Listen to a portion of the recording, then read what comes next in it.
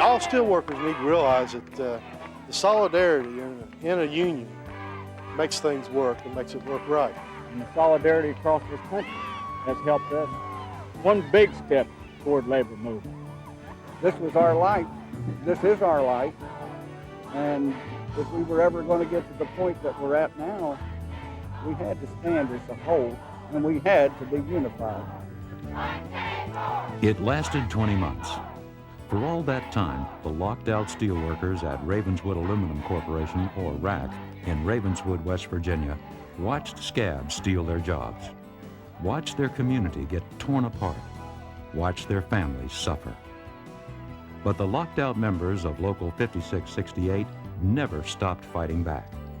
And on June 29, 1992, when they marched back into the plant on the banks of the Ohio River to claim their jobs from the scabs who had stolen them, those steelworkers sent a message.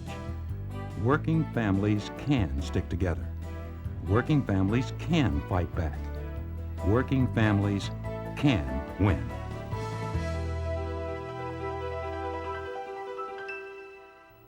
The victory at Ravenswood is a compelling story. It's a story of struggle and hardship, to be sure, but more than that, it's a story of how working families pull together to win. A story of a national and international campaign to seek out and pressure American and foreign owners to return to the bargaining table. Above all, it's a story of how union solidarity works. In the weeks and months before the old contract expired on November 1st, 1990, RAC began its union-busting preparations. Barbed wire was strung on fences. Jack-booted security guards were hired. Video cameras were installed. And at the bargaining table, RAC was refusing to take steps to reach a fair agreement. In an effort to continue negotiations and continue production at the facility, the union made an offer to extend the terms of the current agreement while the parties continue to make an effort to resolve the negotiations. We did this in all sincerity, and it was rejected with just a in fact, there is no comment from the company other than the word no. On November 1st, 1990, the peace and tranquility of a small town in the hills of West Virginia was shattered when the steelworkers had the plant gates slammed shut in their faces by RAC CEO R. Emmett Boyle. Watch people from everywhere come in and try to take our livelihood. It was rough on the families. Ravenswood Aluminum tore this community apart. They've had families against families, brothers against brothers, neighbors against neighbors from day one. Fight back for one day longer than the company. That was the battle cry. Nobody knew where the fight would lead. They just knew they were going to fight till victory came. Right from the start, the local union, with the help of the international union, set up a lockout assistance center to make sure that members and their families had the ability to withstand the toughest times. A food bank was set up. Financial and family counseling was made available. Contributions from steelworker locals and union members across America poured in. An 800-number hotline in Pittsburgh received over 400,000 calls to listen to a regularly updated message about lockout events. The Steelworker Member Assistance Program, set up at Local 5668, was so successful that it has become a model for all unions to follow. The solidarity didn't stop there. This fight wasn't going to be won without the total support of the families of the locked-out workers. The Local 5668 Women's Support Group answered the call. Their Tuesday night potluck dinners kept morale high. Their trips to Charleston and Washington helped keep the pressure on politicians and bureaucrats. Their compelling testimony helped the public understand the brutal fight in Ravenswood and what the consequences of scab replacement workers meant for all working people and their communities. The members of Local 5668 couldn't have had a more dedicated, effective group of allies than the Women's Support Group, the Women of Steel.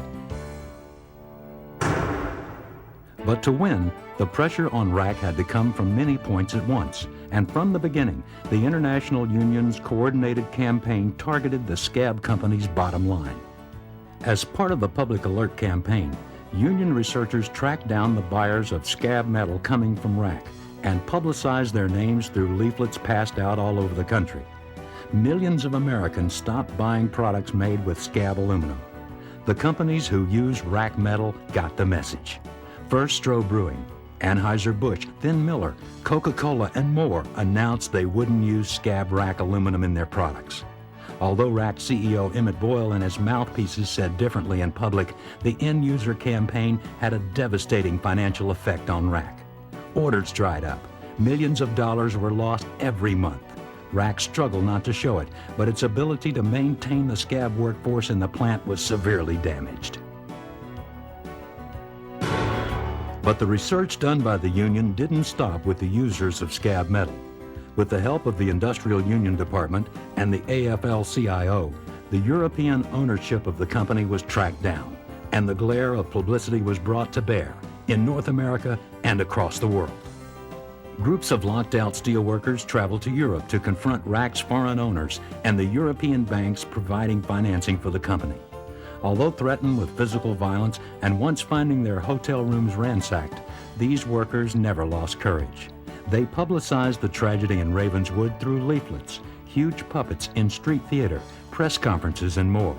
With the strong support and solidarity of trade unions throughout Europe, their voices were heard, governments responded, workers rallied to their cause. The public and financial pressure built on RAC's European owners to bring about a settlement of the lockout. The pressure at home and abroad was beginning to tell on RAC and Emmett Boyle, and it was motivating the state and federal governments to act as well. In Congress, Representative Bob Wise held hearings on federal contracts awarded to Clarendon Limited, a company related to RAC through its European owners. Eventually, Clarendon withdrew from bidding on government contracts. The West Virginia Senate Judiciary Committee held 2 hearings about the dispute and the ownership of the company, both of which Boyle refused to attend. The compelling stories of the locked-out steelworkers and their families moved the legislature to action. Before the end of the 1992 legislative session, West Virginia lawmakers voted to appoint a joint committee to fully investigate the lockout. Other big blows fell on RAC. The U.S. Secretary of Labor ordered the Federal Occupational Safety and Health Administration to do a rare wall-to-wall inspection after the steelworkers raised serious questions about safety inside the plant. OSHA found so many violations that it levied the largest fines ever against a single aluminum plant, over $600,000. Charges filed by the steelworkers with the National Labor Relations Board staggered RAC even more. The union had charged from the beginning that this was an illegal lockout, and the NLRB agreed.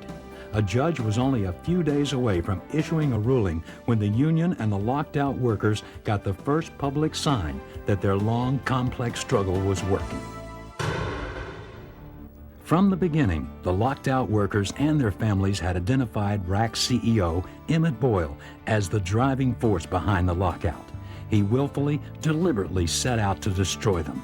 But in the end, Boyle was the one who was permanently replaced, fired, after RAC's foreign owners finally felt enough heat from the steelworkers' coordinated campaign. A new board of directors was chosen. A new chief negotiator was selected who announced the company's willingness finally to come to the bargaining table. The 2 sides bargained for 6 tough weeks. It wasn't easy. It took time for the steelworkers, led by Vice President George Becker, chairman of the RAC coordinated campaign, and Joe Chapman, chair of the negotiating committee, to build the problem-solving approach needed at the bargaining table. But in the end, a tentative agreement was reached, and it included something unprecedented.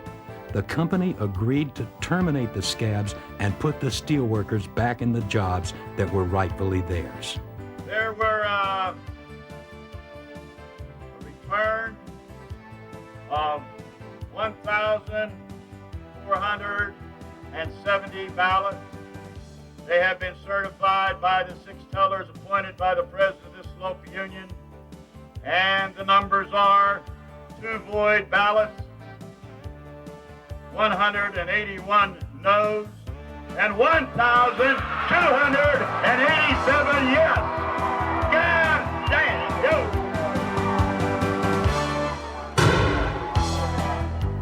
June 29, 1992.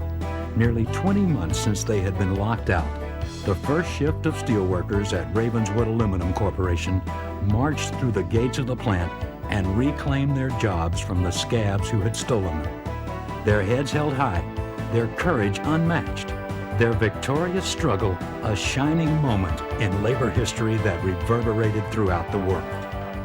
I've never, ever been prouder to be a steel worker, prouder to be a member of organized labor than I am right here today. This is the heart of the labor movement. This local 5668, its members, the family that stuck through all of this, the community, 18 long months of putting up with a lot of crap that was not necessary, and you won.